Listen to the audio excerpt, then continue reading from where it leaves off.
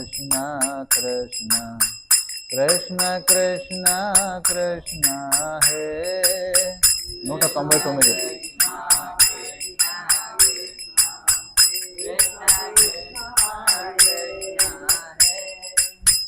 कृष्ण कृष्ण कृष्ण कृष्ण कृष्ण कृष्ण कृष्ण हे 199 పుట 199 कृष्ण कृष्ण कृष्ण कृष्ण कृष्ण कृष्ण कृष्ण हे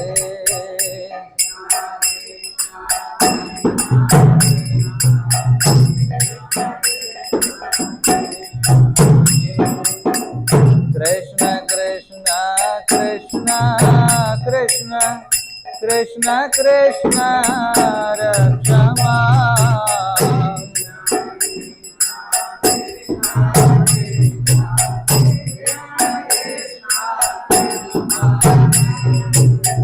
कृष्ण कृष्ण कृष्ण कृष्ण कृष्ण कृष्ण रक्ष मां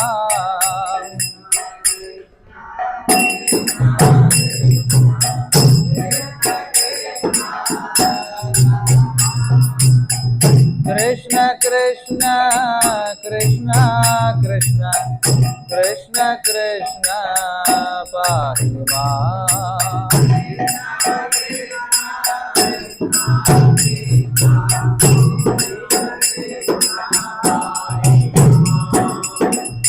कृष्ण कृष्ण कृष्ण कृष्ण कृष्ण कृष्ण पाहि मां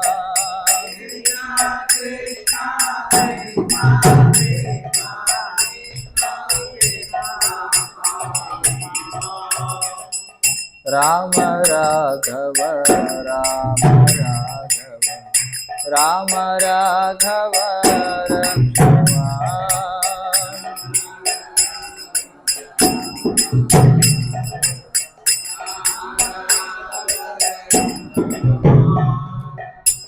राम राघव राम राघव राम राघव रक्ष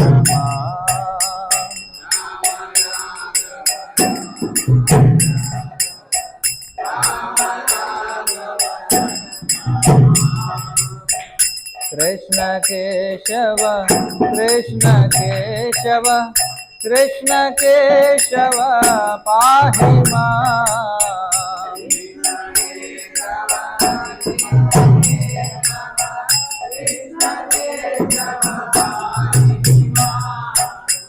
कृष्ण केशव कृष्ण केशव कृष्ण केशव पाहि मां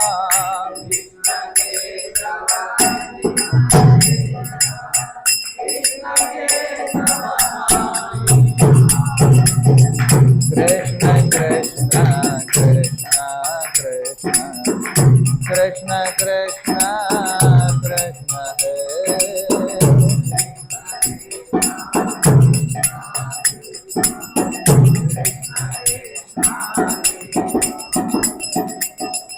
कृष्ण कृष्ण कृष्ण कृष्ण कृष्ण कृष्ण कृष्ण हे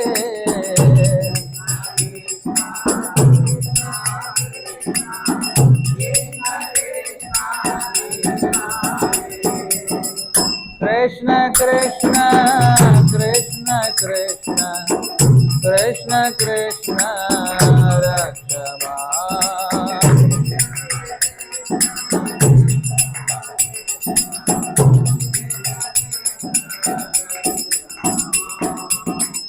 कृष्ण कृष्ण कृष्ण कृष्ण कृष्ण कृष्ण पाहि मां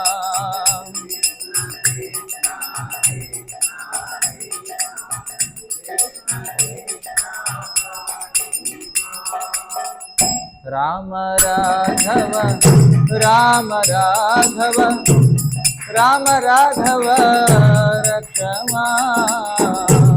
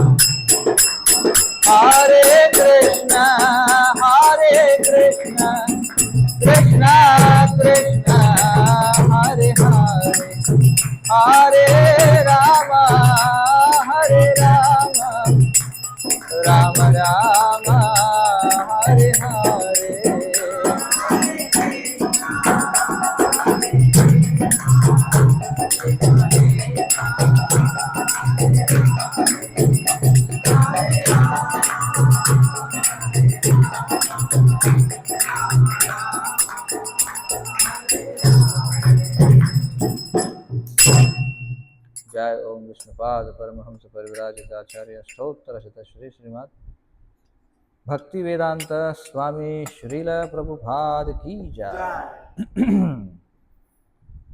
श्री गौर पूर्णिमा महोत्सव की जय।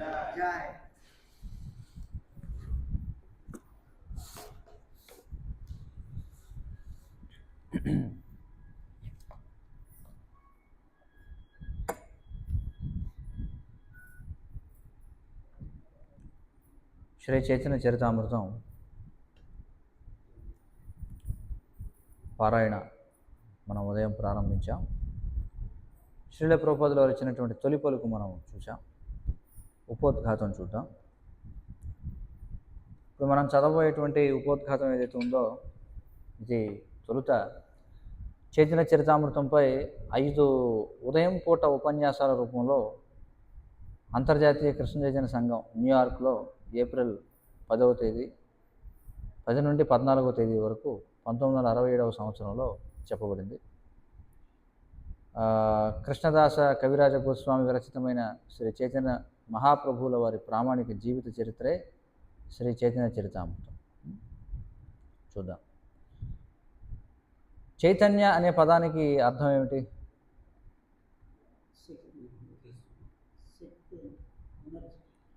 ఎవరి శక్తి? యంత్రం యొక్క శక్తిని మనం చైతన్యం అంటామా? దేని యొక్క శక్తిని చైతన్యం అంటాం? జీవుని యొక్క శక్తి. శక్తి చాలామందికి ఉంది, కానీ జీవుని యొక్క శక్తిని మనం ఏమంటాం? చైతన్యం అని అంటాం. మరి చరిత అనే పదానికి అర్థం? చరిత అంటే గుణము అని అర్థం, వ్యక్తి యొక్క గుణము. అమృత అంటే నిత్యమైనది అని అర్థం. జీవులము కనుక మనం కదలగలుగుతాం, కానీ జీవశక్తి లేని కారణంగా ఈ బల్ల కదలలేదు కదా. కదలిక క్రియ అనేవి జీవశక్తికి చిహ్నాలు లేదా లక్షణాలని చెప్పుకోవచ్చు, అంతే కదా. నిజానికి జీవశక్తి లేకుండా క్రియ ఉండబోదని చెప్పవచ్చు. జీవశక్తి లేకుండా పని ఎలా చేయగలం? జీవశక్తి భౌతిక స్థితిలో ఉన్నప్పటికీ ఆ స్థితి అమృతము కాదు. సరే, ఇప్పుడు జీవశక్తి భౌతిక శక్తిలో ఉంది అంటే ఇప్పుడు ఈ శరీరం భౌతిక శక్తితో తయారైంది. లోపల నేను అంటే ఆత్మ జీవశక్తి నేను ఉన్నాను, కానీ మరి ఇది అమృతమా? ఇక్కడ నా పరిస్థితి కాదు కదా. కనుక చైతన్య చరితామృతము అనే పద సమూహానికి నిత్యత్వములో జీవశక్తి యొక్క గుణము అని అర్థం చెప్పుకోవచ్చు. నిత్యత్వం అంటే ఎక్కడ? ఆధ్యాత్మిక ప్రపంచంలో. చైతన్యం అంటే జీవశక్తి, చరితము అంటే గుణము. అంటే ఆధ్యాత్మిక ప్రపంచంలో జీవశక్తి యొక్క గుణం, దానినే చైతన్య చరితామృతం అని చెప్పుకుంటాం. దాని అర్థం ఏంటో. కానీ ఈ జీవశక్తి ఏ విధంగా నిత్యత్వములో ప్రదర్శించబడుతుంది? ఈ భౌతిక విశ్వంలోని ఏ మనిషి కానీ జీవి కానీ దీనిని ప్రదర్శించలేదు. ఎందుకంటే మరి భౌతిక ప్రపంచంలో సాధ్యం కాదు కదా.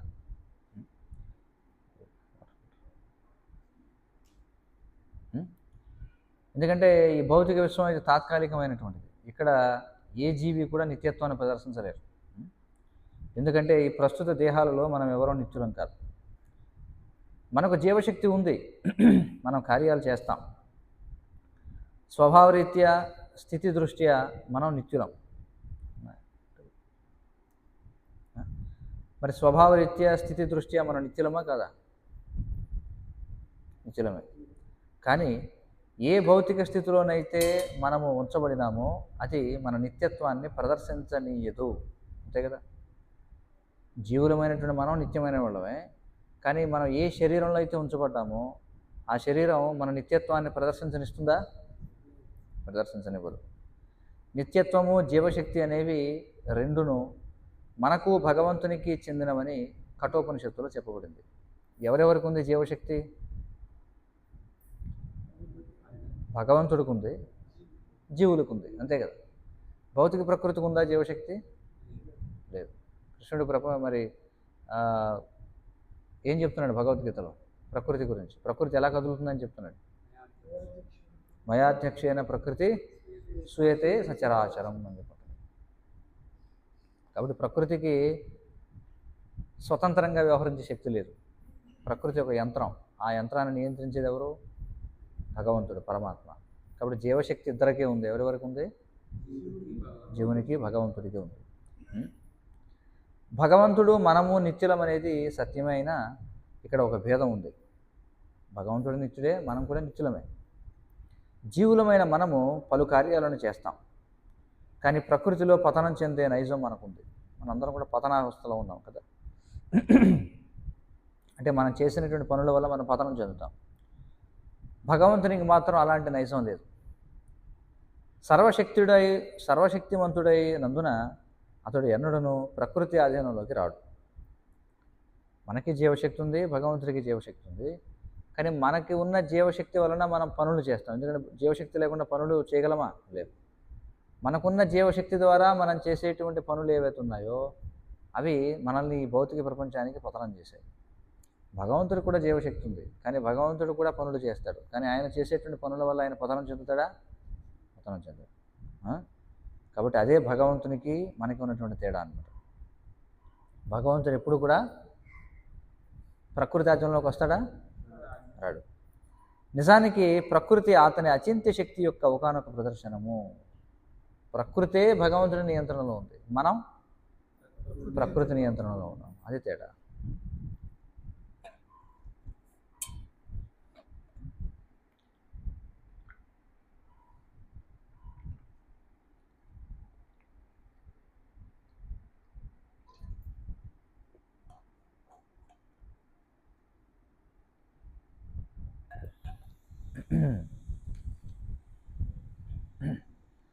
మనకు భగవంతునికి గల భేదాన్ని అర్థం చేసుకోవడానికి ఒక ఉపమానాన్ని ఈ విధంగా చెప్పుకోవచ్చు. నేల మీద నుండి చూసినప్పుడు ఆకాశంలో కేవలం మేఘాలే కనిపించినా, మేఘాల పైకి వెళితే అక్కడ తేజోమయుడైన సూర్యుడు మనకు కనబడతాడు. అంతే కదా? కొంచెం ఆకాశంలో మనం చూస్తే మబ్బులు కనిపిస్తాయి, కానీ మబ్బులు పైకి వెళ్ళి చూస్తే సూర్యుడు ఉంటాడు. ఆకాశము నుండి చూస్తే నింగినంటే మేడలు, నగరాలు అతి చిన్నగా కనిపిస్తాయి కదా. మనం డ్రోన్ నుంచి చూస్తూ ఉంటాం, ఎలా కనిపిస్తాయి అన్నీ. కింద నుంచి చూస్తే ఆకాశాన్ని అంటుకున్నట్టుగా కనిపించే మేడలు ఆకాశం నుండి చూస్తే ఎలా కనిపిస్తాయి? చాలా చిన్నగా కనిపిస్తాయి. అదేవిధంగా భగవంతుని స్థానం నుండి ఈ సమస్త భౌతిక సృష్టి అత్యల్పంగా ఉంటుంది. మరి మీరు భగవంతుడి దగ్గరికి వెళ్ళండి, భగవద్ధామం నుంచి చూస్తే ఈ భూమి సంగతి పక్కన పెట్టండి, అసలు మొత్తం ఈ భౌతిక ప్రపంచం అంతా ఎలా ఉంటుంది? అత్యంత అల్పంగా ఉంటుంది. ఎక్కడైతే సమస్తము దూర ప్రభావముతో కనిపిస్తుందో అటువంటి అత్యున్నత ఎత్తు నుండి క్రిందకు దిగి రావడం జీవుని నైజం. మనం ఎక్కడి నుంచి వచ్చాం? ఇప్పుడు అక్కడి నుంచి ఇక్కడికి వచ్చాం. కానీ భగవంతుడికి ఆ స్వభావం ఉండదు. మేఘాల క్రిందకు సూర్యుడు రానట్లుగానే భగవానుడు ఏనాడును మాయకు లోనుగాడు. మీరు ఎప్పుడైనా చూసారా సూర్యుడు వెనకాల మేఘాలు ఉండడం? ఎక్కడుంటాయి మేఘాలు?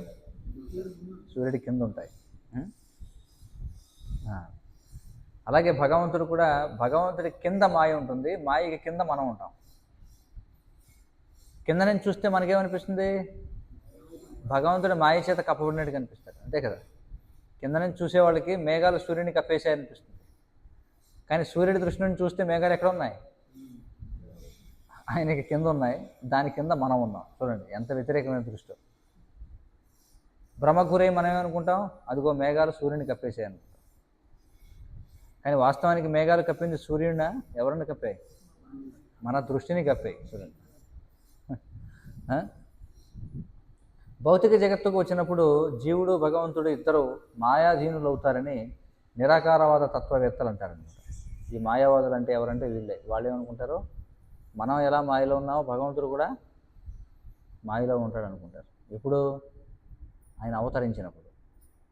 వాళ్ళదే అనుకుంటారనమాట. వాళ్ళు ఏమనుకుంటారు, భగవంతుడికి రూపం లేదు వాస్తవానికి, కానీ మరి రూపాలు కనిపిస్తున్నాయి, అవతరిస్తున్నాడు కదా. అవన్నీ ఏం రూపాలు? భౌతికమైన రూపాలు అనుకుంటారు వాళ్ళు. ఎందుకంటే వాళ్ళు ఏమనుకుంటారంటే భగవంతుడికి రూపం లేదు, ఇక్కడికి వచ్చినప్పుడు రూపం తీసుకోవాలి కదా, అంటే ఇక్కడున్న రూపమే తీసుకుంటున్నాడు కదా, అది భౌతిక రూపం అనుకుంటారు. వారి తత్వంలో ఉన్న లోపం ఇదన్నమాట. కనుక శ్రీ చైతన్య మహాప్రభువును మనలో ఒకరిగా భావించకూడదు. ఆయన సాక్షాత్తుగా శ్రీకృష్ణుడే, పరమనిత్యుడే. ఆయన ఏనాడు మాయా మేఘముచే ఆచ్ఛాదింపబడరు.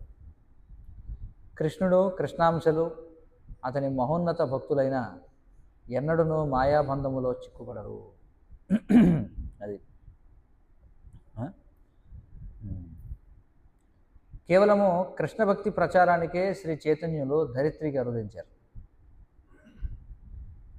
ఎందుకోసం వచ్చారు చైతన్య మహాప్రభు ఇక్కడికి? కృష్ణ ప్రేమని ఇవ్వడానికి. స్వయంగా కృష్ణుడే అయిన ఆయన కృష్ణుని చేరే సరి అయిన విధానాన్ని జీవులకు బోధించారు. ఎలా కృష్ణుని చేరుకోవాలో మనకు బోధించారు.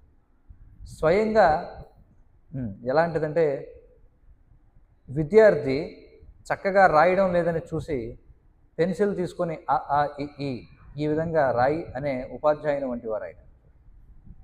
తరగతి గదిలో మనం చూస్తాం, పిల్లలందరికీ రాయమని చెప్తాడు ఉపాధ్యాయుడు, వీళ్ళు రాయండి. వాళ్ళు సరిగ్గా రాయరు. అప్పుడు ఉపాధ్యాయుడు ఏం చేస్తాడు, ఆయనే చేతుల నుంచి పెన్సిల్ తీసుకుని ఇలా రాయని చెప్పి చూపిస్తాడు. కాబట్టి ఆ విధమైన ఉపాధ్యాయుడు అంటే వారు అనమాట చైతన్య మహాప్రభు. ఇది చూసి ఉపాధ్యాయుడే ఇలా నేర్చుకుంటున్నాడని ఎవరూ మూర్ఖంగా అనుకోకూడదు. అంతే కదా, పక్కన ఉన్నవాడు ఇంకొకడు ఏమిటి మాస్టర్గా ఇలా రావా ఇది ఇస్తున్నాడు ఏమిటి అనుకున్నాడు అనుకో, మూర్ఖుడు అనమాట.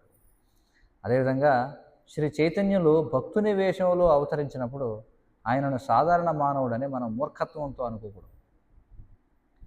ఏ విధంగా మనము కృష్ణ భక్తులము కావచ్చునో బోధించే సాక్షాత్తు శ్రీకృష్ణుడే శ్రీ చైతన్యులని మనము సర్వదా గుర్తుంచుకోవాలి. ఈ వెలుగులోనే మనము ఆయనను అధ్యయనం చేయాలి. అది అలా అర్థం చేసుకోవాలి. 18వ అధ్యాయం 66వ శ్లోకంలో భగవద్గీతలో కృష్ణుడు అంటున్నాడు, ఏమన్నాయి, నీ మూర్ఖత్వాన్ని వదిలి నన్ను శరణు పొందు, నేను రక్షిస్తాను అంటున్నాడు. ఏమిటా శ్లోకం? 18:66.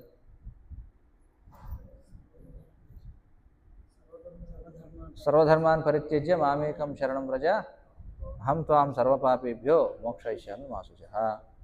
అయ్యో శరణు పొందడమా, నాకు అనేక బాధ్యతలు ఉన్నాయే మనం అంటాం కదా, అని దానికి సమాధానంగా మనం అంటాం. కానీ భగవంతుడు ఏమంటున్నాడు, సరే నువ్వు శరణాగతి పొందవా, అలా చేయొద్దు, లేకపోతే నా బంధం నుండి నువ్వు బయటపడతావు. నీవు నా బంధములోనే ఉండు, నేను నిన్ను హాయిగా తన్నుతుంటాను అని మాయ అప్పుడు మనతో అంటుంది. పక్కన కృష్ణుడు ఏమంటున్నాడు, మూర్ఖత్వాన్ని వదిలి నన్ను శరణ పొందు, నేను నిన్ను రక్షిస్తాను అంటున్నాడు. చూడండి, ముగ్గురు ఉన్నారు ఇప్పుడు. పైన కృష్ణుడు ఉన్నాడు, కింద మాయ ఉంది, ఆ కింద మనం ఉన్నాం. ఆ బాగా పైన ఉన్న కృష్ణుడు ఏమంటున్నాడు, నాకు శరణాగతి పొందు, నేను నిన్ను రక్షిస్తాను అంటున్నాడు. బాగా కింద ఉన్న మనం ఏమంటున్నాం, అయ్యయ్యో శరణాగతి పొందడమా, నాకు చాలా బాధ్యతలు ఉన్నాయంట. మధ్యలో ఉన్న మాయ ఏముంటుందంట, మంచోడు నువ్వు, శరణాగతి పొందకు, నువ్వు పొందేవనుకు ఏమవుతుంది, నా బంధం నుంచి బయటపడిపోతావు, నువ్వు చక్కగా నా బంధంలోనే ఉండు, చక్కగా నేను నిన్ను తనుతూ ఉంటాను హాయిగా అని చెప్పి మాయ అంటున్నట. నిజంగా కూడా మనం నిరంతరం మాయ చేత తన్నులు తింటూనే ఉంటాం. తింటున్నావా లేదా? తింటున్నాం. మైదున భోగం కోసం దగ్గరికి వెళ్ళినప్పుడు మగగాడిదను ఆడగాడిద ముఖం మీద తన్నడం ఇలాంటిది. మనకి ఎక్కువ గాడిదలు ఇక్కడ కనిపించవు, కొన్ని ప్రదేశాల్లో గాడిదలు ఎక్కువగా ఉంటాయి.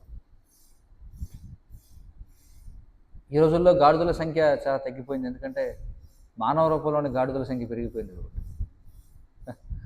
ఆ? అదేవిధంగా పిల్లులు కుక్కలు కూడా మైదున భోగాన్ని అనుభవించేటప్పుడు పోట్లాడుతూ మురుగుతూ ఉంటాయట. చూడండి, మనం చూస్తుంటాం కదా, కుక్కల గుంపు ప్రతి వీధికి చివర 2 వీధులు కలుసుకునే చోటు ఉంటుంది. అక్కడ ఏం చేస్తాయి, కుక్కల గుంపు అంతా చేరతాయి అన్నమాట. అలాగే పిల్లులు కూడా మనం చూస్తుంటాం, పిల్లులు కొట్టుకోవడం చూసారు ఎప్పుడన్నా? కరుచుకుంటూ ఉంటాయి ఒకదానితో. అడవిలో ఏనుగును కూడా శిక్షణ పొందిన ఆడ ఏనుగును ఉపయోగించే పట్టుకుంటారు. ఎలా పట్టుకుంటారు మగ ఏనుగుని? ఆడ ఏనుగుని తీసుకువెళ్తూ ఉంటారు, మగ ఏనుగు వస్తుంటుంది, మధ్యలో ఒక పెద్ద కందకం ఉంటుంది అనమాట. ఆ ఏనుగు ఆ కందకంలో పడిపోతుంది. పడిపోగానే తాళ్ళు వేసి దాన్ని పట్టుకుని పడేస్తారు. పడేసి దాన్ని ఏం చేస్తారు, దంతాలు పీకేస్తారు, అయిపోయింది. ఆ ఆడ ఏనుగును మగ ఏనుగును పెద్ద గుంటలోకి దారి తీయిస్తుంది ఆడ ఏనుగు. ఈ ప్రకృతి జిత్తులను చూసి మనం ఎంతో నేర్చుకోవాలి. మనలను బంధించడానికి మాయ దగ్గర ఎన్నో మార్గాలు ఉన్నాయి. మాయ దగ్గర ఉన్నటువంటి బలవత్తరమైన గొలుసు ఎవరంటే స్త్రీ అట. నిజానికి మనం స్త్రీ కానీ పురుషుడు కానీ కాదు. ఈ ఉపాధులన్నీ కేవలం బయట వస్త్రానికి. ఆత్మ స్త్రీయా పురుషుడా? ఆత్మ వాస్తవానికి అన్ని ఆత్మలు కూడా స్త్రీలే, ఇది మనం అర్థం చేసుకోవాలి, అంతే కదా. మనం అందరం కూడా స్త్రీలమే వాస్తవానికి. కానీ ఈ నాటకంలో వేషం కోసం కొంతమంది ఏం వేసాం, పురుషుల వేషం వేసుకున్నాం, కొంతమంది స్త్రీ వేషం వేసుకున్నారనమాట. అంటే దేహానికి అన్వయిస్తాయి. నిజానికి మనము కృష్ణదాసులం, అది అవుతుంది కదా, మనం అందరం కూడా కృష్ణదాసులం. కానీ బద్ధ జీవన స్థితిలో మనం అందమైన స్త్రీ రూప ఇనుప సంఖ్యలతో బంధింపబడి ఉన్నాం. ఈ విధంగా ప్రతి పురుషుడు మైథునముచే బద్ధుడై ఉన్నాడు.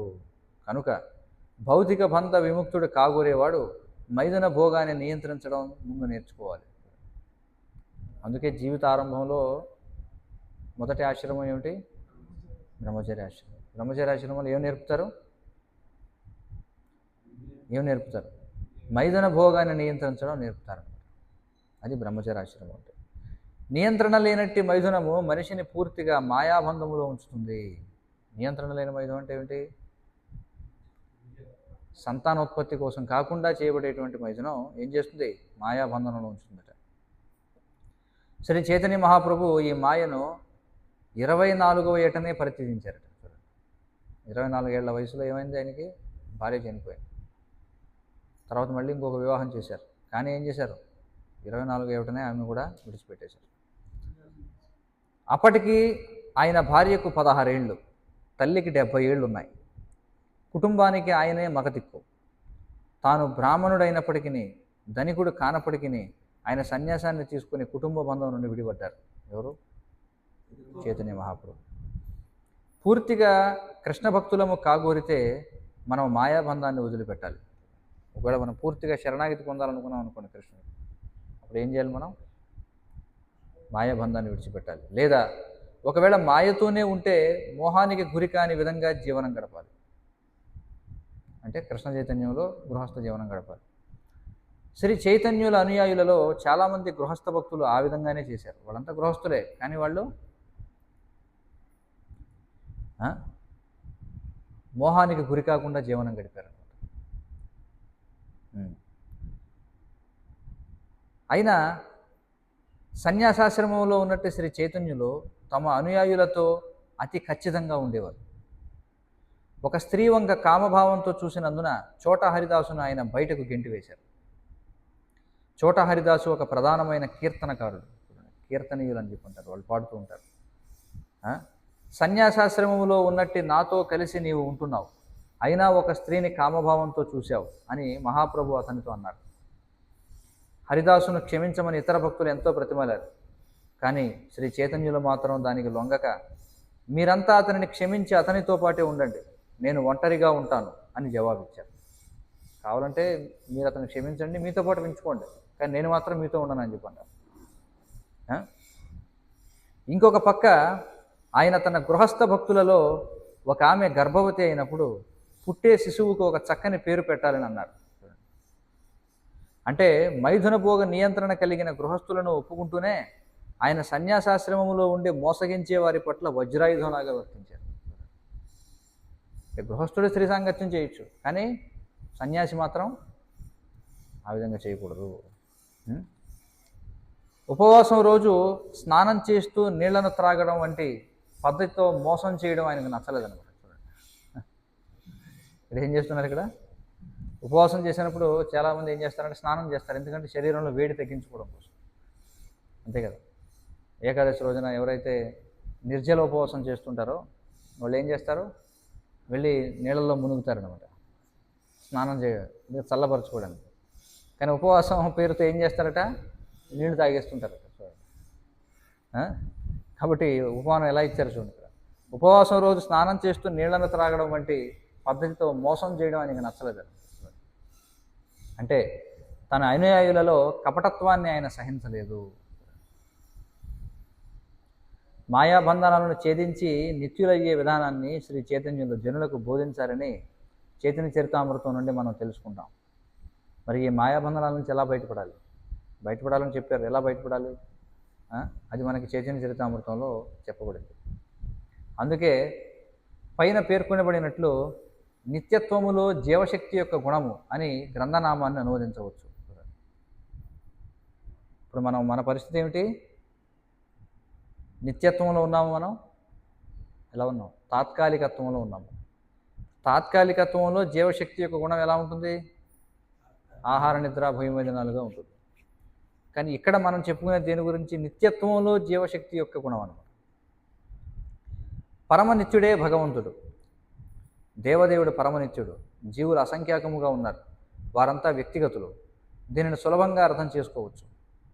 మనందరికీ వ్యక్తిగత ఆలోచనలు, కోరికలు ఉంటాయి. భగవంతుడు కూడా వ్యక్తిగతుడు. నిత్యో నిత్యానాం చేతనశ్చేతనానాం ఏకో బహూనాం యో విదధాతి కామాన్ అని చెప్పారు. మనము నిత్యులమే, భగవంతుడు నిత్యుడే, కానీ భగవంతుడు పరమనిత్యుడు. మనం కూడా నిత్యులమే, కానీ మనం అనిత్యతలోకి పతనం చెందుతూ ఉంటాం కదా.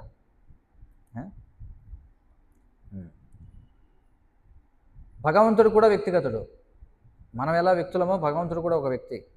అయినా భేదం ఏమిటంటే అతడు ప్రధానుడు, అతనికి మించిన వాడు లేడు. మరి ఎవరైనా భగవంతునికి మించిన వాళ్ళు ఎవరు లేరు. సూక్ష్మాతి సూక్ష్మములైన జీవులలో ఒక జీవి ఇంకొకని అధిగమిస్తూ ఉంటాడు. ఈ జీవులందరి వలనే భగవంతుడు వ్యక్తిగతుడు, కానీ భేదం ఏమిటంటే అతడు పరమనిత్యుడు. భగవంతుడు అమోఘమైన వాడు. అందుకే భగవద్గీతలో అతడు అచ్యుతుడని సంబోధింపబడినాడు. అంటే అతడు ఎన్నడూ పతనము చెందడు. భగవద్గీతలో అర్జునుడు పతనము చెందినట్లు కనిపించినా శ్రీకృష్ణుడు పతనము చెందడు కనుక ఆ పేరు చక్కగా పొసగింది. అర్జునుడు కృష్ణుడు ఏమని సంబోధిస్తాడు, సేనయోర్ ఉభయోర్ మధ్యే రథం స్థాపయమే అచ్యుత అని చెప్పంటాడు. అర్జున, రెండు సైన్యాల మధ్య రథాన్ని తీసుకువెళ్ళి పెట్టు అచ్యుత అని చెప్పన్నాడు.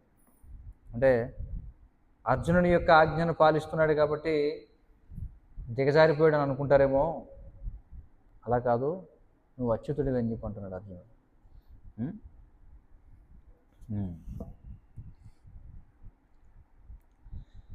ఈ జగత్తులో నేను ఆత్మమాయచి అవతరిస్తాను అని అర్జునునితో చెప్పినప్పుడు శ్రీకృష్ణుడు తన అమోఘత్వాన్ని వెల్లడి గావించాడు.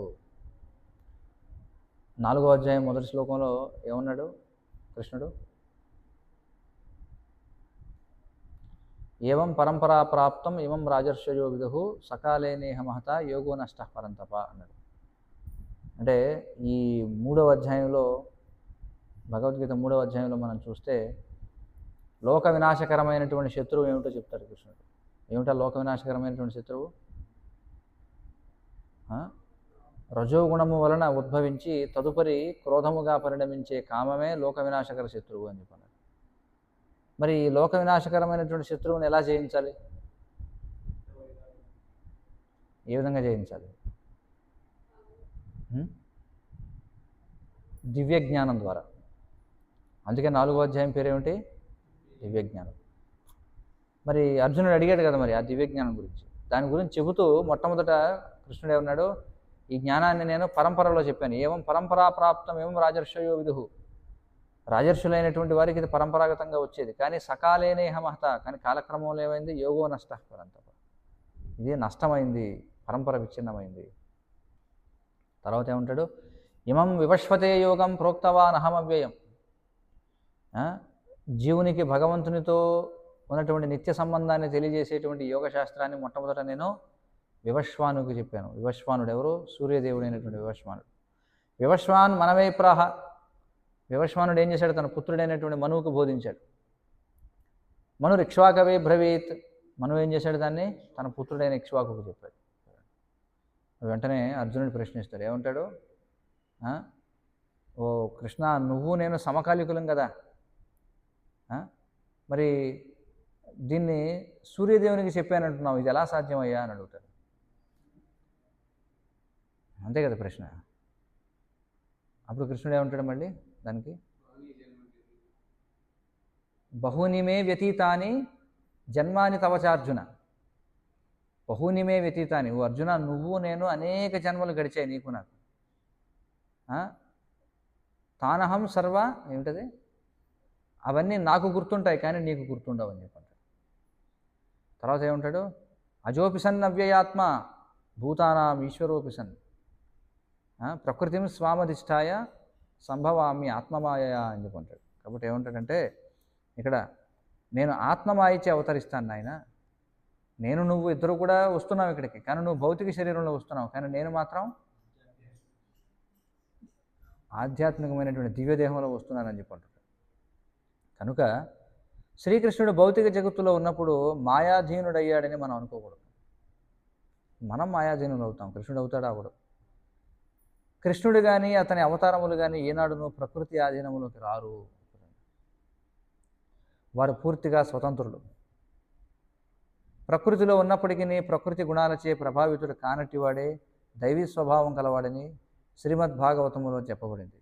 భక్తుడే ఈ స్వాతంత్ర్యాన్ని పొందగలిగితే ఇక భగవంతుని గురించి వేరుగా చెప్పేదేముంది అని చెప్పుకుంటున్నారు. ఎందుకంటే మనం ఎక్కడైనా చూసామా? ఒక భౌతికమైనటువంటి చేప ఒక పడవని లాక్కెళ్ళడం చూసామా మనం ఎక్కడైనా? సముద్రంలో ఏదైనా ఒక తిమింగళం ఒక పెద్ద పడవని లాక్కెళ్ళడం చూసామా మనం? లేదు. సాధ్యమా? అది సాధ్యం కాదు. కానీ భగవంతుడు మత్స్య అవతారంలో ఆ విధంగా చేశాడు. కాబట్టి భగవంతుడు మత్స్య రూపంలో వచ్చినప్పుడు ఇది ఏదో సాధారణమైన చేప అనుకుంటే అది మూర్ఖత్వం అవుతుంది. అలాగే లౌకికమైనటువంటి ఒక వరాహం ఎప్పుడైనా ఒక పెద్ద వస్తువుని ఎత్తిపట్టడం చూసాము మనం. మనం చూస్తుంటాం, అడవి పందులు ఉంటాయి. అడవి పందులు ఏం చేస్తుంటాయి? కొండలకి దిగువకి వచ్చి పంట పొలాలన్నీ కూడా నాశనం చేస్తుంటాయి, దుంపలు తవ్వుతూ ఉంటాయి. మరి అలాంటి అడవి పంది ఎప్పుడైనా మనం ఒక కొండని ఎత్తిపట్టుకోవడం చూసామా? లేదు. కానీ వరాహ రూపంలో భగవంతుడు ఏకంగా భూదేవినే ఉద్ధరించాడు. మరి సాధారణంగా ఎవరైనా చేయగలరు ఆ విధంగా? చేయలేరు. సాధారణ మానవుడు ఎవరైనా సముద్రంపై వారధ నిర్మించడం చూసామా ఎక్కడైనా? లేదు. కాబట్టి భగవంతుడు ఆ విధంగా చేసినప్పుడు ఆయన మాయకు లోనై ఉన్నాడని అనుకుంటే పొరపాటు. ఆయన దివ్యమైనటువంటి వాడు భగవంతుడు. ఆయన ప్రకృతిలో ఉన్నప్పటికీ ప్రకృతి గుణాలచితే ప్రభావితుడు కానటివాడే దైవీ స్వభావం కలవాడు అని చెప్పబడింది. మరి భక్తుడే భగవంతుడికి శరణాగతి పొందితే మాయ యొక్క బంధనాల నుంచి బయటపడతాడు అని చెప్పుకున్నప్పుడు, ఎందుకంటే భగవద్గీతలో మరొక శ్లోకం ఏమిటి?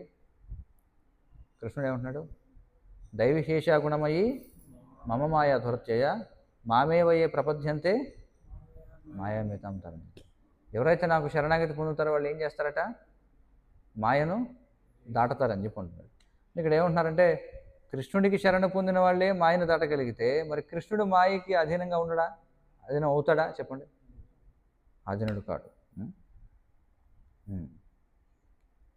భౌతిక జగత్తులో ఉన్నప్పుడు లౌకిక కల్మషముతో మనము కలుషితము కాకుండే విధము ఏమిటనేది అసలైన ప్రశ్న. సరే, ఇప్పుడు మనం భౌతిక జగత్తులో ఉన్నాం.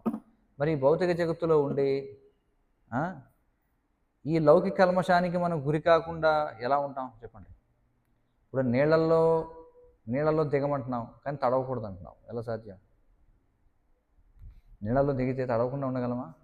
లేదు కదా. అలాగే ఈ భౌతిక ప్రపంచంలో ఉన్నప్పుడు మనం భౌతికమైనటువంటి కల్మషానికి గురి కాకుండా ఎలా ఉండగలం? అది ప్రశ్న. సమాధానం ఏమిటి? కృష్ణ సేవయే మన ఏకైక అభిలాష అయితే ప్రపంచంలో ఉన్నప్పుడును మనం నిష్కల్మషముగా ఉండగలమని శ్రీల రూపగోస్వామి వివరించారు. అది ఎలా సాధ్యమంటది?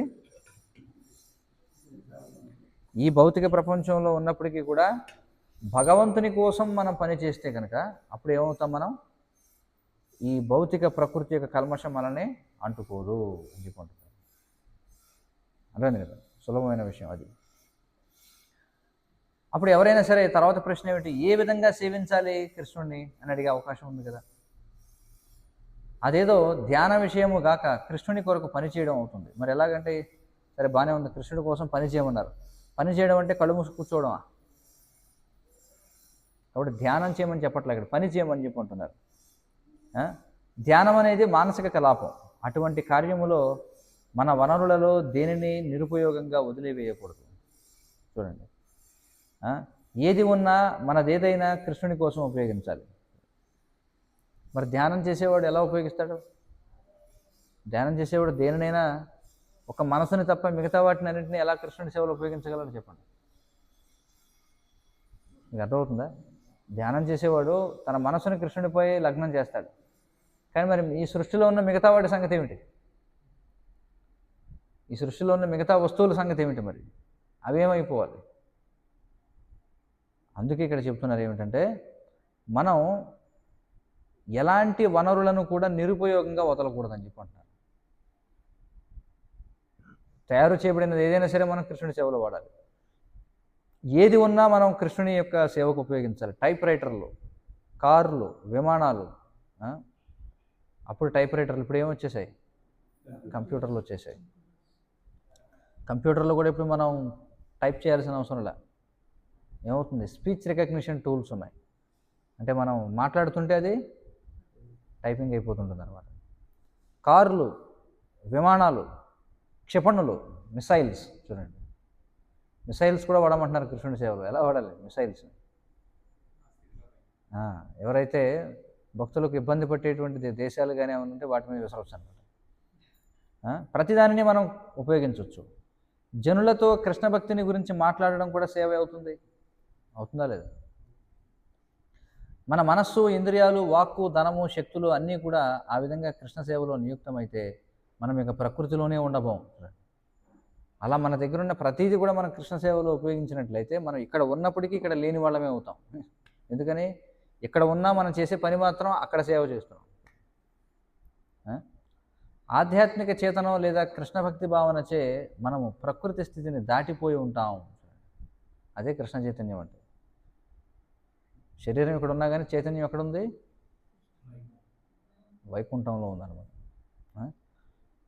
కృష్ణుడు, అతని అంశలు, అతని భక్తులు అంటే అతని కొరకు పనిచేసే వాళ్ళు ప్రకృతిలో ఉన్నట్టు వారు కారు. అయినా అల్పజ్ఞులైన జనులు వారిని ప్రకృతిలో ఉన్నవారిగానే తలుస్తారు అని చెప్పారు. ఒకవేళ ఎవరైనా ఒక వ్యక్తి కృష్ణుడి సేవలో నిమగ్నం ఉంటే సంపూర్ణంగా అతడు ప్రకృతిలో ఉన్నట్టు వాడు కాదు. ఇది మనం అర్థం చేసుకోవాలి. ఆత్మ నిత్యమని, ఆధ్యాత్మిక జగత్తులో మన కలాపాలు కూడా నిత్యమని చైతన్య చరితామృతం బోధిస్తుంది. ఆత్మ యొక్క లక్షణం ఏమిటి? నిత్యమైంది. మరి ఆత్మ కలాపాలు కూడా ఏమై ఉండాలి? మరి ఆత్మ ఎక్కడి నుంచి అయితే వచ్చిందో ఆ లోకం ఎలా ఉండాలి? అది కూడా నిత్యమైనది. పరబ్రహ్మము నిరాకారమని, రూపరహితమనే భావన కలిగిన మాయావాదులు ఆత్మదర్శి అయిన వాడు మాట్లాడనవసరం లేదని పంతమాడతారు. మాయావాదులు ఏమనుకుంటారు?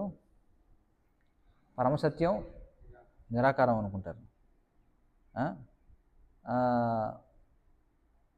వాళ్ళు ఏమనుకుంటారు? అందుకే మీరు చూస్తే మాయావాదులు మౌనం వహిస్తారు, ఎక్కువ మాట్లాడరు.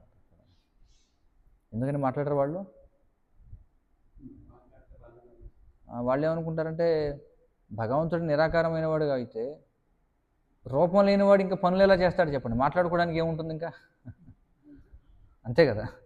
భగవంతుడికి రూపం లేదని అన్నాం అనుకోండి, రూపం లేనివాడి గురించి ఏం మాట్లాడుకుంటాం, ఏం సేవ చేస్తాం చెప్పండి? అందుకే మాయావతులు ఏం చేస్తారు? మేము ఏ సేవ చేయం, మేము ధ్యానం చేస్తూ ఉంటాం. చూడండి ఎలాంటి తత్వం అది. అంతే కదా. మనం చూస్తాం మహమ్మదీయులు వాళ్ళు ఏమంటారు? అల్లాహ్ అతను నిరాకారుడు అని చెప్పి అంటారు. ఆకారం లేదని అంటారు కదా. అందుకే వాళ్ళు ఏమంటారు, అల్లాని కీర్తించకూడదు, అల్లాని కీర్తిస్తూ మీరు సంగీతం వాయించకూడదు. చూడండి, ఇస్లాంలో సంగీతం అనేది నిషిద్ధం అన్నమాట. అలాగే మీరు ఆయనకి ఆలయాలు కట్టకూడదు, ఆయనకి మీరు పూజలు చేయకూడదు.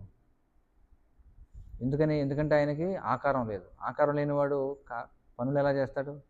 చేస్తాడా? చేయడు. అదే అనేది వాళ్ళ భావన. కానీ మనం అర్థం చేసుకోవాల్సింది ఏమిటంటే, అసలు వ్యక్తి అంటూ ఉన్నాడు అంటే ఖచ్చితంగా రూపం అనేది ఉండి తీరాలి అన్నది.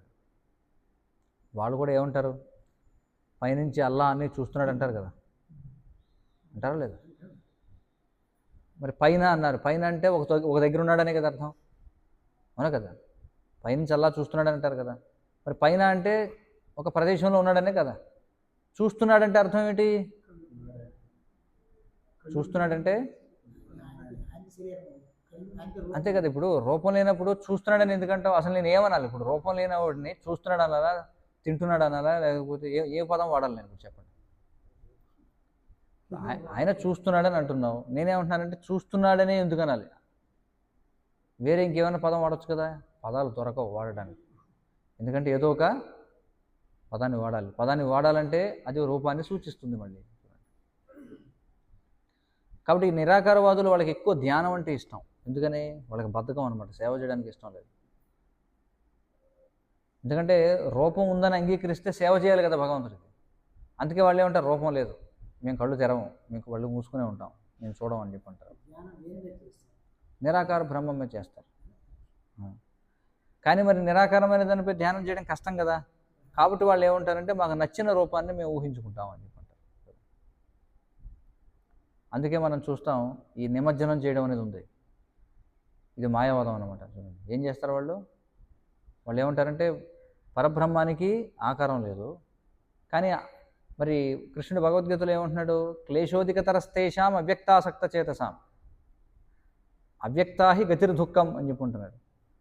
అంటే రూపం లేని దానిపై ధ్యాస పెట్టడం అనేది చాలా కష్టాలతో కూడుకున్నది అని చెప్పి అంటున్నాడు కదా.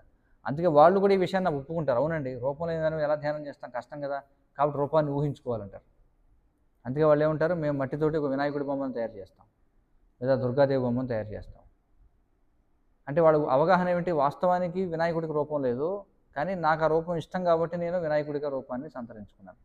ఈ మాయావాదం నుంచి వచ్చిందే రకరకాల వినాయకుడి బొమ్మలు తయారు చేయడం. సెల్ ఫోన్ వినాయకుడు, మోటార్ సైకిల్ వినాయకుడు, లేకపోతే గిటార్ వినాయకుడు, చూడండి, సినిమా యాక్టర్ వినాయకుడు, క్రికెట్ బ్యాట్ వినాయకుడు, ల్యాప్టాప్ వినాయకుడు, సెల్ఫీ వినాయకుడు, ఇవన్నీ ఎక్కడి నుంచి వచ్చాయి ఆలోచనలు చెప్పండి? వాళ్ళ దృష్టిలో వాళ్ళ భావన ఏమిటి? ఎలాగో రూపం లేదు, రూపం లేని వాడికి మనం ఒక రూపం ఊహించుకున్నాం కదా, అదే ఇంకా మరి కాస్త ఊహించుకుంటే తప్పే ఉంది. అంతే కదా, ఎవడ ఇష్టం వచ్చిన రూపాన్ని వాడు ఊహించుకోవచ్చు. ఇంకొకటి వచ్చి ఏమంటాడు, నేను సాయిబాబాగా ఊహించుకుంటాను అంటాడు ఇంకొకటి వచ్చి. అంతే కదా, మాయావాదం నుంచి వచ్చిందే ఇది. వాళ్ళు ఏమంటారు, ఒకడేమంటాడు, సరే భగవంతుడి రూపం లేదని నాకు తెలుసు, కానీ నేను అతన్ని ఆ రూపం లేని వాడిని నేను సాయిబాబాగా ఊహించుకుంటాను అంటాడు. తప్పేముంది అందులో? ఉందా? తప్పేమైనా ఉందంటారా లేదా? తప్పేం లేదు కదా. వాళ్ళ తత్వాన్ని అనుసరించి ఏదైనా ఊహించుకోవచ్చు కదా. ఒక కుక్కనైనా ఊహించుకోవచ్చు, పందినైనా ఊహించుకోవచ్చు. మరి అలాంటప్పుడు మరి దాన్ని ఖండించడం ఎందుకు? మళ్ళీ కొంతమంది మాయావతులు ఈ మధ్య వచ్చి, అదిగో సాయిబాబా విగ్రహాలు ఉండకూడదు, గుళ్ళు ఉండకూడదని దెబ్బలాడుతున్నారు. అది ఎలా ఉంటుందంటే, అది పరస్పర విరుద్ధంగా ఉంది. నువ్వే చెప్పావు ఏ రూపాన్నైనా ఊహించుకోవచ్చు అని, వాడు కూడా అదే అంటున్నాడు, మరి నువ్వు దాన్ని వద్దని ఎందుకంటావు? సో అర్థం పర్థం లేని తత్వం అన్నమాట. కాబట్టి మనం అర్థం చేసుకోవాలి ఏముంటుంది.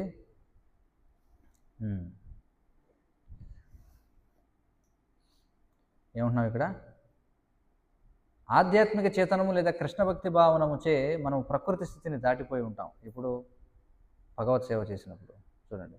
కానీ ఈ పరబ్రహ్మ నిరాకారమని రూపరహితమనే భావన కలిగిన మాయావాదులు ఆత్మదర్శి అయిన వాడు మాట్లాడనవసరం లేదని పంతమాడతారు. వాళ్ళు ఏమంటారని, ఇంకా అతనికి రూపమే లేదన్నప్పుడు ఇంకా పనులే ఉంటాయి చేయడానికి, పనులేమి లేనప్పుడు మాట్లాడడానికి ఏముంది, కాబట్టి మౌనం వహించండి అంటారు. మౌని బాబా అని చెప్పారు. కానీ కృష్ణ భక్తులైన వైష్ణవులు చెప్పేది ఏమంటే, ఆత్మానుభూత స్థితికి వచ్చినప్పుడే మనము నిజంగా మాట్లాడడం ఆరంభిస్తాం. చూడండి ఏమంటారు, కృష్ణ భక్తులైన వైష్ణవులు ఏమంటారట, వాస్తవంగా మనం మాట్లాడడం మొదలుపెట్టేది ఇప్పుడు ఆత్మానుభూత స్థితికి వచ్చినప్పుడు. అప్పుడు నిజంగా మాట్లాడడం అనేది మొదలవుతుందని వైష్ణవులు అంటారు. అంటే వాళ్ళు ఏమంటారు, ముక్తి సాధించిన తర్వాత మనం మాట్లాడాల్సిన అవసరం లేదంటారు. కానీ వైష్ణవులు అనేది ఏమిటి, ముక్తి సాధించిన తర్వాతనే అసలు మాటలు మొదలవుతాయని చెప్పి అంటారు. దేని గురించి? భగవంతుని గురించి. ఇంతవరకు మనము కేవలము చెత్త విషయాలే మాట్లాడాము. ఇప్పుడు నిజమైన మాటలను అంటే కృష్ణ చర్చలను ఆరంభిద్దాం అని వైష్ణవుడు అంటాడు. మరి వారికి మౌనం ఎందుకు చెప్పారు? నువ్వు పనికొచ్చేది మాట్లాడవు కదా, కాబట్టి నువ్వు నోరు మూసుకో, అంతే మౌనం అంటే. ఎవరికి మౌనం చెప్పబడింది శాస్త్రాల్లో? ఎవరైతే పనికొచ్చేది మాట్లాడలేడో, ఎవరైతే భగవంతుడి గురించి మాట్లాడలేడో, భగవంతుడి నుంచి మాట్లాడకపోతే రకరకాలుగా నోటి వచ్చినట్టుగా చెత్త మాట్లాడతారు, కాబట్టి నువ్వు మౌనం వహించు అని అన్నారు. కానీ ఎవరైతే భగవంతుడి గురించి మాట్లాడగలడో వాడు మాట్లాడాలి, అది నిజమైన మౌనం అవుతుంది. అది చూడండి, అది ఇక్కడ మనం అర్థం చేసుకోవాల్సింది. ఆత్మదర్శి అయిన వాడు మౌనిగా ఉండిపోతాడనే తమ భావనను సమర్థించుకోవడానికి మాయావాదులు నీటి కుండ ఉపమానాన్ని చెప్పడానికి ఎంతో ఇష్టపడతారట. కుండ నిండుగా లేనప్పుడు శబ్దం వస్తుంది, కానీ నీళ్లతో నిండినప్పుడు ఏ శబ్దం చేయదు. అంటే మనం నీటి కుండలమా? ఎలా మనలను వాటితో పోల్చుకుంటాం? సరి అయిన ఉపమానం రెండు వస్తువుల మధ్య సాధ్యమైనన్ని పోలికలు చూపుతుంది. నీటి కుండ జీవశక్తి కాదు, కానీ మనం జీవశక్తి స్వరూపులం. నిత్య నిశ్శబ్ద ధ్యానము నీటి కుండకు సరిపోతుందేమో కానీ మనకు కాదు. నిజానికి భక్తుడు ఆత్మానుభూతిని పడిచిన తరువాత కృష్ణుని గురించి చెప్పడానికి రోజుకు 24 గంటలు సరిపోవు. మూర్ఖుడు మాట్లాడనంత వరకే గౌరవించబడతాడు, కానీ మౌనము వీడగానే వాడి అజ్ఞానం బయటపడుతుంది. భగవత్కీర్తనము ద్వారా కనుగొనే అద్భుతమైన విషయాలు ఎన్నో ఉన్నాయని చైతన్య చరితామృతం చూపుతుంది. అది ఇక్కడ విషయం. మాయావాదులు ఏమంటారంటే, అవును మీరు వైష్ణవులు ఎక్కువ మాట్లాడతారు, ఎందుకని మీలో సరుకు లేదు కాబట్టి అంటారట. చూడండి, కుండ ఖాళీగా ఉంది కాబట్టి ఎక్కువ శబ్దం చేస్తుంది అంటారు. మేము చూడండి, మేము మౌనంగా ఉన్నాం, ఎందుకని మాకు జ్ఞానం నిండుగా ఉంది కాబట్టి అని అంటారట. కానీ ఇక్కడ వైష్ణవాచార్యులు ఏమంటారంటే, కుండకి అసలు జీవం లేదు, కానీ మనం జీవం ఉన్నవాళ్ళం కదా, మనల్ని కుండతో ఎలా పోల్చారని వైష్ణవులు అడుగుతారు. అంతే కదా, ఓ దాన్ని ఇంకో దానితో పోల్చాలంటే ఎలా పోల్చాలి? దానికి దీనికి పోలికలు ఉండాలి కదా. నువ్వు జీవంగా ఉన్నదాన్ని నిర్జీవంగా ఉన్నదానితో ఎలా పోల్చి చెప్తావు ఉపమానం? కాబట్టి అది సరైనది కాదని చెప్పి అంటారు. నా ఆధ్యాత్మిక గురువులకు నేను నమస్కరిస్తున్నాను అని కృష్ణదాస కవిరాజ గోస్వామి చైతన్య చరితామృతం ఆరంభంలో రాశారు. మొట్టమొదట ఈ చైతన్య చరితామృతాన్ని ప్రారంభించే ముందు ఆయన ఏం చేస్తారు? ఆధ్యాత్మిక గురువులకు నమస్కరిస్తున్నాను అని చెప్పుకుంటున్నారు. అంతే కదా, మనం ఏ కార్యక్రమం చేసినా ఏం చేసినా మొట్టమొదట ఏం చేయాలి? మనం గురువుని మనం ముందు స్తుతించాలి. ఆయన చేసిన బహువచన ప్రయోగము ఇక్కడ గురు పరంపరను సూచిస్తుంది. ఆయన ఏమన్నారు? గురువులకు అని అన్నారు. అంటే అర్థం ఏంటి? మొత్తం గురు పరంపరకని అర్థం. ఆయన తన గురువుకే గాక పూర్తి పరంపరకు, అంటే స్వయంగా శ్రీకృష్ణుడి నుండే ఆరంభమైన గురు పరంపరకు నమస్కరించారు మొట్టమొదట. ఈ విధంగా పూర్వాచార్యులందరికీ మహోన్నత గౌరవాన్ని ప్రదర్శించడానికి ఆయన గురువులనే బహువచన ప్రయోగం చేశారు. మనం కూడా ఉదయాన్నే మనం గురువాష్టకం పాడతాం, అప్పుడు ఏం పాడతాం? వందే గురోశ్రీ చరణారవిందం. అంటే అక్కడ బహువచనం వాడుతున్నాం మనం కూడా. గురువులందరికీ ప్రణామం అని చెప్పుకుంటున్నాం, ఎందుకంటే గురువులు అనేక రకాలుగా ఉంటారు. శిక్షా గురువులు, దీక్షా గురువులు, అవునా కదా, అందరికీ ప్రణామం అని అర్థం. గురు పరంపరకు వందనము చేసిన తరువాత ఆయన ఇతర భక్తులకు, భగవంతునకు, అవతని అవతారాలకు, భగవంతుని విస్తారాలకు, కృష్ణుని అంతరింగిక శక్తికి వందనం చేశారు. చూడండి, గురువుకి ప్రణామం చేసిన తర్వాత ఏం చేశారట? భక్తులకి ప్రణామం చేశారట. తర్వాత భగవంతుడికి, తర్వాత భగవంతుడి అవతారాలకి, తర్వాత భగవంతునికి విస్తారాలకి, అలాగే కృష్ణుని యొక్క అంతరింగిక శక్తికి వందనం చేశారు. చైతన్య మహాప్రభు అంటే ఎవరు? కృష్ణ చైతన్యులు ఈ అన్నింటికీ స్వరూపమై ఉన్నారు. చూడండి, చైతన్య మహాప్రభు అంటే మొత్తం అన్నీ. చైతన్య మహాప్రభు అంటే గురువు, చైతన్య మహాప్రభు అంటే భక్తుడు, చైతన్య మహాప్రభు అంటే భగవంతుడు, చైతన్య మహాప్రభు అంటే భగవంతుని యొక్క అవతారం, అలాగే చైతన్య మహాప్రభు అంటే భగవంతుని యొక్క విస్తారాలు కూడా. అందుకే మనం చైతన్య మహాప్రభుని ఏమని ప్రార్థిస్తాం? పంచతత్వాత్మకం కృష్ణం భక్తరూప స్వరూపకం భక్తావతారం భక్తాఖ్యం నమామి భక్తశక్తిగం అని చెప్పుకుంటాం. ఎందుకని? పంచతత్వాత్మకం అంటే 5 తత్వాలు ఉన్నాయి ఆయనలో. ఏమిటవి? పంచతత్వాత్మకం కృష్ణం, భక్తరూప స్వరూపకం. చూడండి, మొట్టమొదట భక్తునిగా వచ్చాడు చైతన్య మహాప్రభు. అలాగే అవతారం కూడా ఆయన. ఎందుకని? భక్తావతారం. భక్తావతారం, భక్తాఖ్యం, నమామి భక్తశక్తికం. అలాగే భక్తుని యొక్క శక్తి. ఇలా మనం చూడొచ్చు అనమాట. ఇక్కడ చూడండి, చైతన్య మహాప్రభు భగవంతుడు, పంచతత్వాత్మకం కృష్ణం అన్నారు మొట్టమొదటి. కృష్ణం అంటే ఆయన కృష్ణుడు. మొదటి తత్వం ఏమిటి? భగవంతుడు ఆయన. పంచతత్వాత్మకం కృష్ణం. తర్వాత ఏమన్నారు? తర్వాత ఆయన గురువు. ఆయన గురువుగా వచ్చారు కదా. అలాగే ఆయన భక్తుడిగా వచ్చారా లేదా? ఆయన అవతారమా కదా. అలాగే ఆయన యొక్క అంతరంగిక శక్తి. చూడండి, ఎవరు ఆయన యొక్క అంతరంగిక శక్తి? రాధారాణి, అంటే గదాధర పండితుడు అనమాట. అలాగే భగవద్ విస్తారము ఎవరు అంటే శ్రీవాస పండితుడు. ఇక్కడ చెప్తున్నారు చూడండి, అనుయాయుడైన నిత్యానందునిగా ఆయన భగవంతుని తొలి విస్తారం. చూడండి, నిత్యానంద ప్రభు ఎవరు? మనకి ఇద్దరు ఉన్నారు ఇక్కడ. ఆ మండపంలో చూస్తే ఇద్దరు కనిపిస్తున్నారు. ఎవరా ఇద్దరు? కుడి పక్కన ఉన్నది ఎవరు? చైతన్య మహాప్రభు. ఎడం పక్కన ఉన్నది నిత్యానంద ప్రభు. ఎడం పక్కన నిత్యానంద ప్రభు అంటే ఇటు నుంచి చూసినప్పుడు, ఇటు నుంచి చూస్తే ఎడం పక్క, అటు నుంచి చూస్తే ఎడం పక్క చైతన్య మహాప్రభు, కుడి పక్క నిత్యానంద ప్రభు. ఎవరు వాళ్ళిద్దరు? కృష్ణుడు, బలరాముడు అనమాట. కాబట్టి భగవంతుని యొక్క మొదటి విస్తరణ ఎవరు? నిత్యానందుడు. అందుకే పంచతత్వంలో చూడండి, చైతన్య మహాప్రభు పక్కన ఎవరున్నారు? నిత్యానందుడు ఉన్నారు. ఆయన భగవంతుని తొలి విస్తారం. అద్వైతునిగా ఆయన అవతారము. చూడండి, మహావిష్ణువు ఎవరు? కృష్ణుని యొక్క అవతారం. కాబట్టి తర్వాత ఎవరున్నారు? ముందు ఆయన యొక్క అనుయాయుడు, ఆ తర్వాత అవతారం. ఎవరు? అద్వైతాచార్య. ఈ పక్కనేమో గదాధరునిగా ఆయన యొక్క అంతరంగిక శక్తి. గదాధరుడు ఎవరు? రాధారాణి. అందుకే ఇప్పుడు స్త్రీ పురుషులు నిలబడినప్పుడు ఎలా నిలబడాలి?